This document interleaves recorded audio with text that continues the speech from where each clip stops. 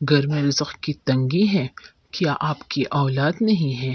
کیا نرینہ اولاد چاہیے؟ کہ آپ کے گھر میں دولت نہیں ہے، گھر میں دولت کی فراوانی نہیں ہے، کہ آپ کو کامیابی چاہیے؟ میں آج آپ کو ایسا کلمہ بتاؤں گی جس سے آپ کی یہ ساری مسئلے حل ہو جائیں گے، آپ کی دعا قبول ہو جائے گی، آپ کو اولاد اور آپ کے خاندان میں برکت ہوگی، آپ کی زندگی میں ترقی آئے گی، آپ کے رزق میں برکت ہوگا، آپ کے اوپر بے تحاشا دولت برسائی جائے گی، اور آپ کو ہر مشکل سے آسانی مل جائے گی۔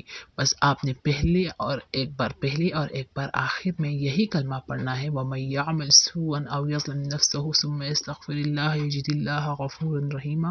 سورہ النساء کا یہ آیات ہے، اور آپ نے ایک بار پہلے اور ایک بار بعد میں اسے پڑھنا ہے، اور پھر استغفر اللہ رب من کل ذنب واتوب الیہ 1000 بار پڑھنا ہے۔ ڈیلی آپ نے یہی وظیفہ کرنا ہے، تب تک جب تک آپ کی حاجت پوری نہ ہو جائے۔